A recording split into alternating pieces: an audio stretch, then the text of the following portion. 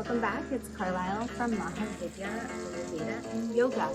I want to talk with you today about the three main causes of disease in Ayurveda, and in particular, one area that we can work with.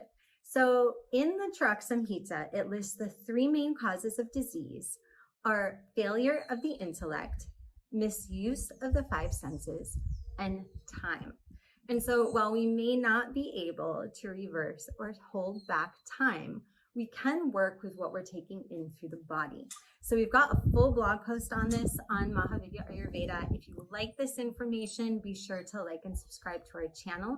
But I'm going to give you a couple tips of what you can start doing today to prevent illness or dis-ease or a state of imbalance within the body or mind. So if we look at the first two areas, misuse of the five senses or failure of the intellect, if we're misusing the five senses, we are failing the intellect. So these kind of go hand in hand. When we look at five sense therapy, and this is a very important part of Ayurveda, and it's sometimes skimmed over.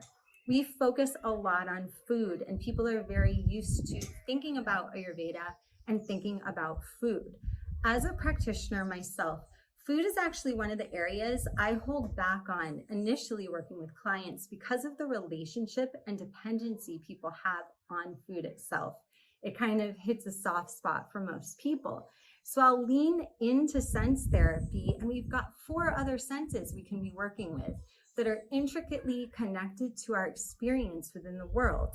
And if we start to work and hone in on what's happening through the sense of sight, sound, smell, and hearing, we might prepare ourselves more to consider shifting diet. And I've mentioned this before, the Ayurvedic diet is not a restrictive diet.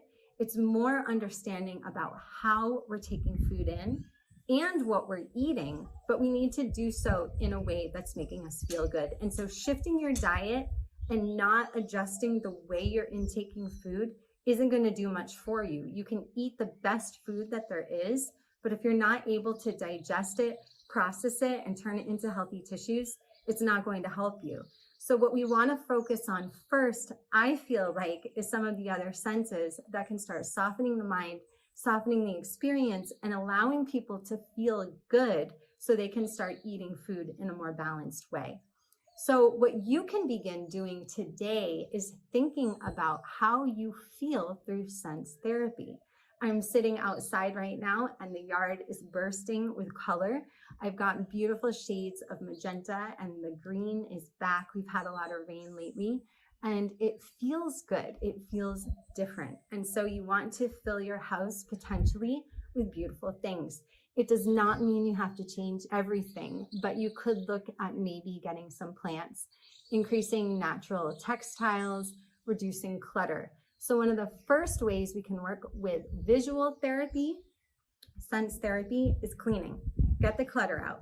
Start pulling in natural colors, natural feelings. On the blog post, we actually talk about the best colors for your dosha. It's a really interesting combination of concepts there, but it does make you feel good. For instance, if you're hot and you sit in a cool pastel color. So you can consider that for yourself.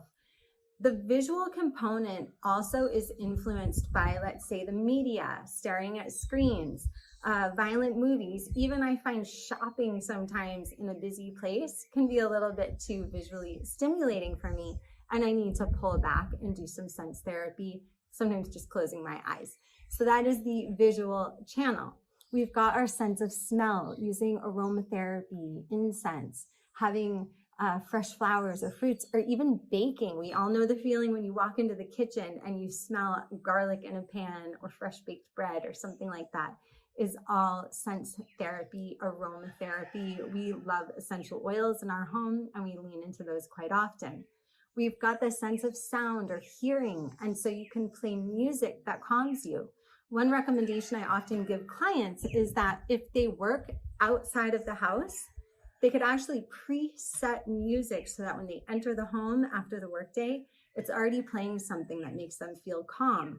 On the opposite side of that, what makes you feel like you want to get up and move and groove and feel happy in the morning? So you can play with these components and think for yourself, what music lifts you up? What music calms you down? What music makes you feel like you can concentrate more? Or what sounds make you feel good?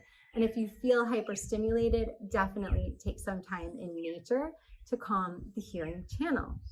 And then we have our sense of touch. So this is a great one in Ayurveda. We use it quite often with self-oil massage, but you can also look at what you're feeling in nature. You can look at what you're feeling in your space. How soft are your bed sheets? What does your clothes feel like? Is it natural feeling? Is it soft? Is it rough? What else are you experiencing through the sense of touch and feeling? And you can always give people loving hugs for touch therapy. So that is a crash course on sense therapy for you. It's things you can begin utilizing today. Again, if you're looking for more information, you can join us for a professional program in Ayurveda or yoga. And we also have lots of information at mahavidyaayurveda.com. So stay healthy, friends. Let us know what you're doing today to help influence the 5 senses in your life. All right, lots of love.